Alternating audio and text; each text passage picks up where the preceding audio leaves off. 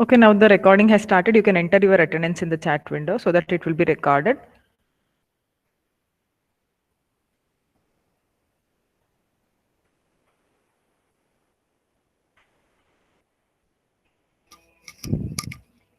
So as you know, we are in fourth module, that is Bayesian learning. In this module, we will be learning Bayes theorem.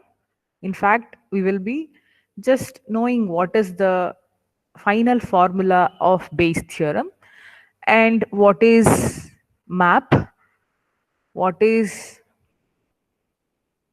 ML.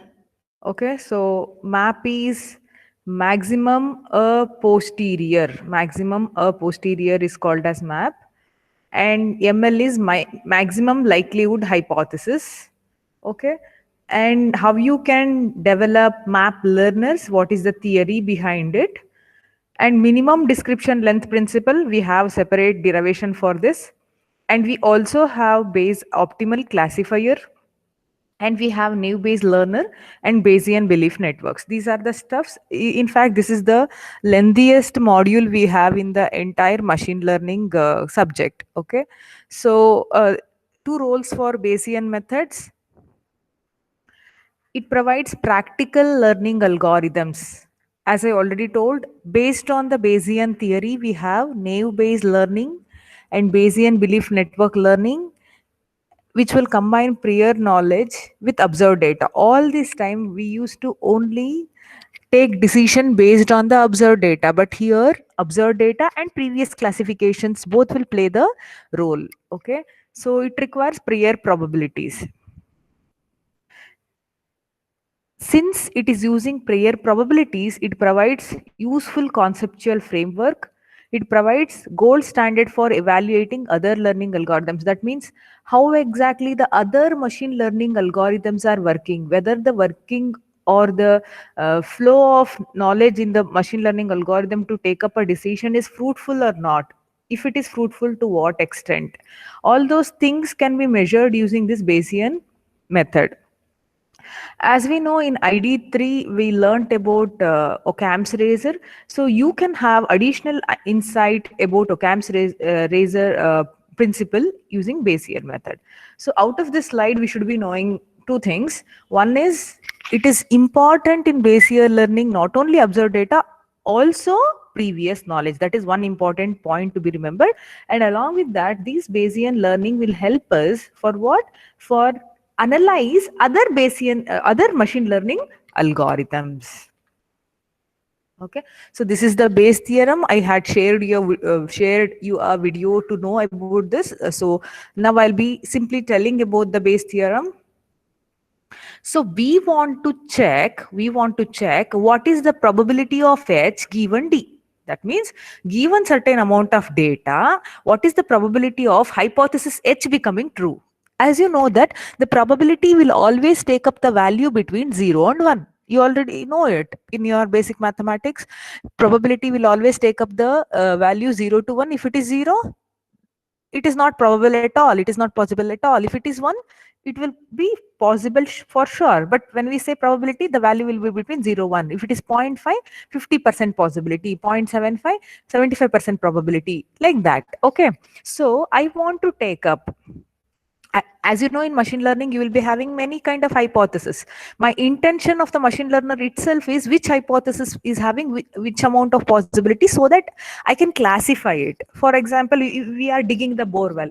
We are digging the bore well based on the history, like how many bore wells were digged in that particular land, how many people, like how many bore wells actually had water in that, how much percentage of water came into that. Based on all that, I might take up the decision whether if digging the bore well in this particular land will help me or not. Like that, it may be cancer patients, it may be many kind of stuff. Wherever I want to take decision without much risk, I need this hypothesis.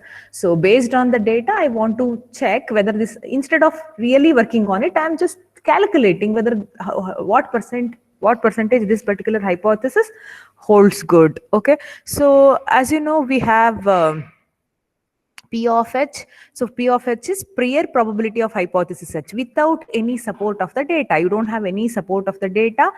like any information about the data is not there, but what is the probability of H becoming true? Okay, so I don't know whether in that particular land how many bore wells are digged, which how many bore wells are failure, how many failures are success, to what extent.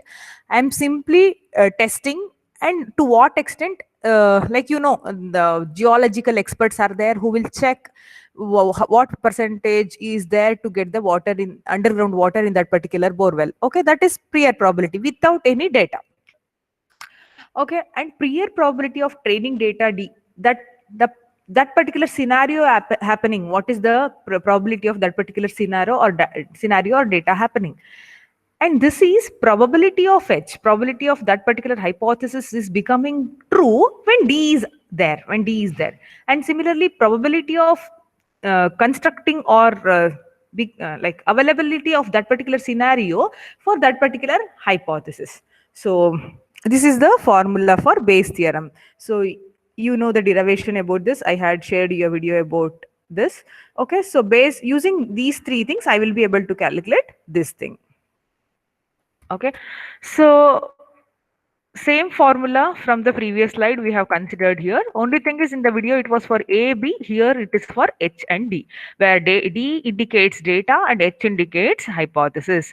Generally, we want most probable hypothesis given in the training data, correct? Because I want to know which is having the highest possibility of becoming true. Okay, so maximum a posterior hypothesis is something which will give me the maximum value. So for example, in the digging of the borewell, I may have four hypotheses. So what are those four hypotheses? One is water, completely zero amount of water, 100% water, 50% water, or 25% water. You have n number of possible hypotheses. Here I have taken only four possible hypotheses, among which I want to check which hypothesis is having highest value. For that, what I will do, I will simply apply this formula for different hypotheses. As I said, what are the different hypotheses? Getting zero water, 100% water, 25% water, 75% water, or you have 50% water. Then five possible hypotheses. For all the five possible hypotheses, I will do this calculation, and whichever hypothesis will have highest value, I will call it as H map. Okay, so I want to simplify this H map. I do not want to hold all the components of this formula. So for that, what I did, I just made the substitution. This is the substitution I made. Where from I got this? From this Bayesian theorem formula itself. Okay, and after that, what I am doing? I am removing this. Why I am removing this? Because this is independent of H. Because I am calculating this value for all the H which belongs to H, whichever is having maximum value. Since this P of D is independent of H, I am removing it. Now, maximum a posterior hypothesis. That means what? Whichever hypothesis is having highest value is just product of P of D given H and P of H. So whichever hypothesis, because I have here H1 or H0 I have. Okay, let me start from H1 only. What is H1? 0% water. What is H2? 25% water. Okay.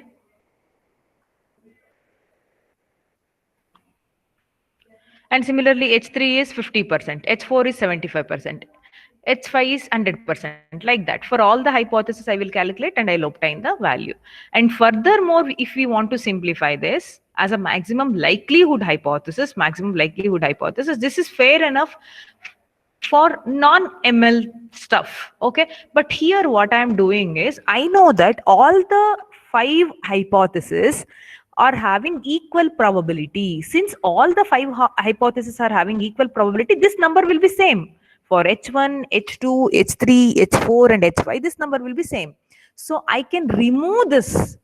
Okay, I can remove this and I can have maximum likelihood hypothesis by considering only this much. So this is the formula. But for the next upcoming problem, we will be considering this formula. We will be finding H map only. I hope till here whatever I told would be clear to you.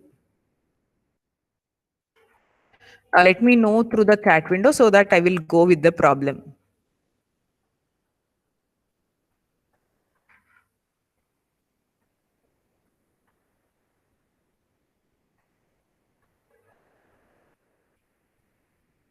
Can someone reply? Okay, thank you.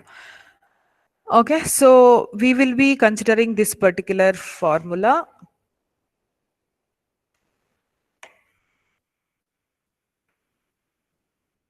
Okay, so let us patiently read this particular problem.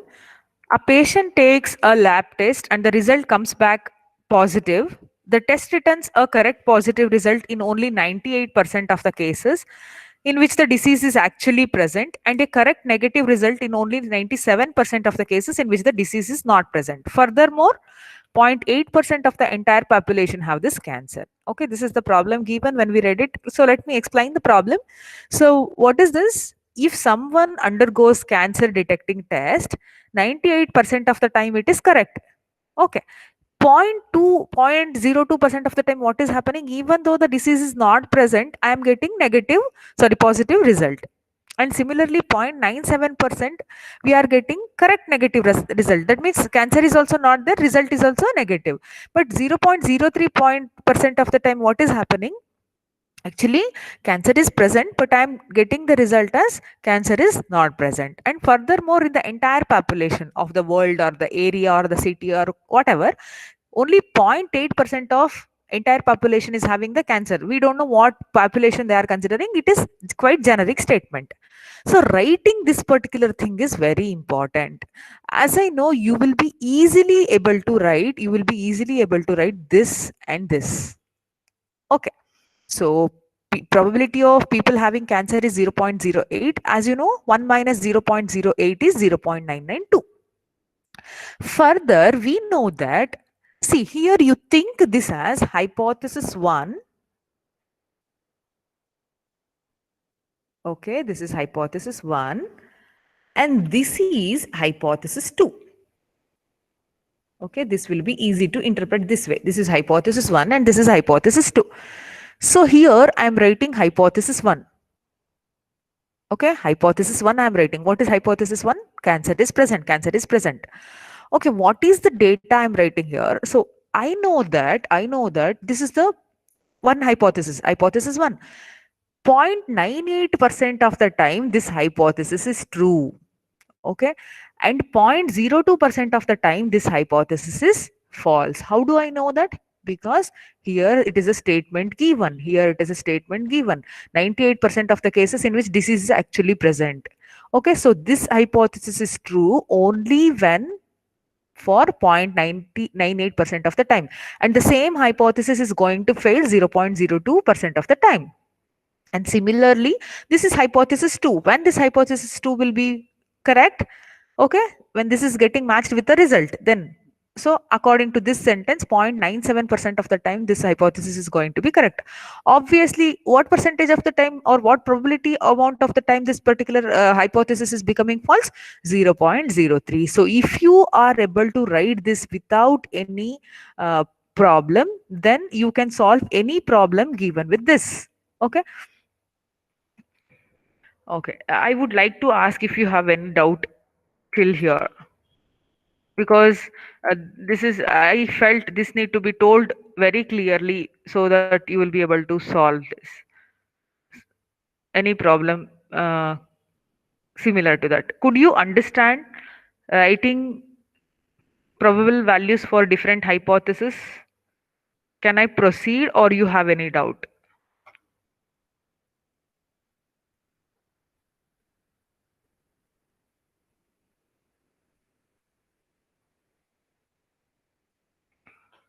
Okay, some more problem will be solved in the next class. For now, could you understand this much?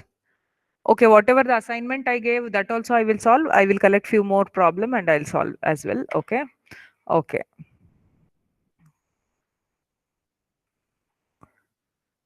So your internals is also nearing. I do not want to hurry up and cover much syllabus because this is not there for the internals. No. So after internals, we will proceed further. Okay. So after that, what we are doing? So this is very simple. So this formula as I already told,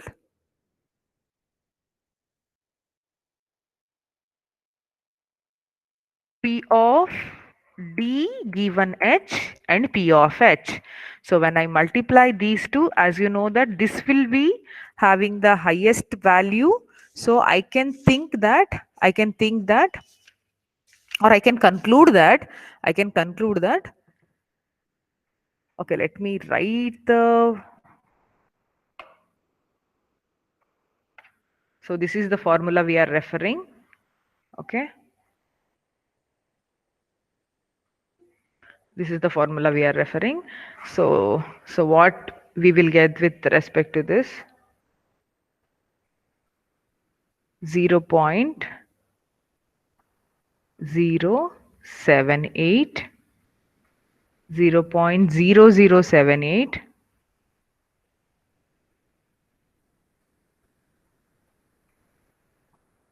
and what do we get when we multiply this? 0.0298. So obviously, which one is bigger? The second one is bigger. So I can conclude that the person, even though he got positive result, he is not having cancer. Okay. So here I have, okay. So till here it was told in the last class, but we have one more important stuff, that is we can even verify this through normalizing. So what do you mean by normalizing? What do you mean by normalizing? I will tell you. So whenever you have probability of any two decisions or two classes or three classes or how much ever, when you add all those probability, it should sum to one. For example, here probability of not having cancer is this and probability of having cancer is this. Okay, not having cancer is this and having cancer is this. So if you add these two, that should sum up to one. I'm repeating, if you add these two, that should sum up to one. That procedure we call as normalizing.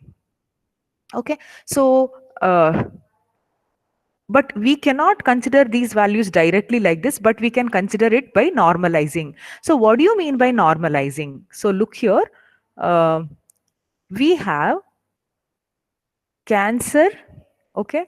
Okay, this is a mistake.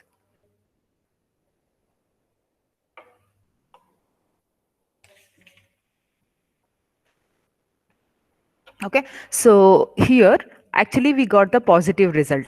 We got the positive result, and probability of having cancer when we got the positive result, and probability of not having cancer when we got the positive result. So what I'm doing here, you just observe this. I just substituted this value. Whatever the value I got here, I just substituted this in the numerator, and the denominator is summing up of this value and this value. Okay, so when I do that, how much I'm getting 0.21. And similarly, probability of not having cancer when we are getting the positive result, for that what I did, I just substituted this particular value in the numerator, and denominator will be sum of these two. So this process is called as normalizing. So this normalizing will help you to understand whether this particular problem, whatever you solved, is correct or what. How it will help you? So the first value you should get is 0.21 and the second value you got is 0.79. So if you add these two values, these two values, how much you should get? You should get one only. Okay. So this is the, in the internals or in the exam, you may be asked like some similar problem like this would be given. Okay, and then we may ask you to verify your answer by normalizing. So this is the process of verifying your answer by normalizing. Finally, if the summation of this value and this value is 1, that indicates that whatever the problem you solved here is proper one. Okay, so I had already, okay, let me, could you understand this normalizing? It was not told in the last class. Could you understand it? Okay, I'm pre-assuming that you understood. I'm continuing.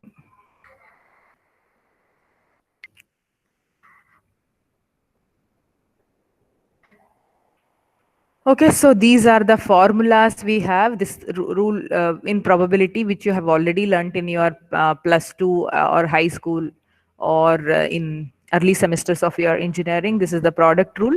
If you consider probability of event A and probability of event B, okay, as a product rule, and this will be the formula. It will be equal to product of probability of A given B and probability of B, or probability of B given A and probability of A. And similarly, some rule will be, if you are finding the disjunction of two events A and B, then it will be probability of A plus probability of B minus probability of A and B, which you can obtain like this. And also you have theorem of total probability, which will be useful for us in our machine learning. If events A1 till AN are mutually exclusive, okay, with probability of each event occurring is 1, then I can write that probability of B occurring summation of probability of B given AI. So look here AI will vary from 1 to n. So I am finding happening of one event based on multiple events. So together this particular events happening probability is equal to 1. Okay. So this is the formula. Next thing is brute force map hypothesis learner. Actually, this entire thing is a derivation. Let us do that in the next class. So I'm stopping here. If you have any doubt, you can ask me, or else I'll be stopping the class. From brute force map hypothesis learner, we will do in the next class. And I will. Could you solve the assignment given? Or we will solve it in the next class, no problem. As internals are nearing, you just concentrate on your internals, make good preparation for your internals. uh, Tomorrow I think we will be doing lab program. Okay, so we will continue this brute force based concept learning from next Monday, that is after your internals. So if you have any doubts, you please ask me, otherwise I will wind up the class.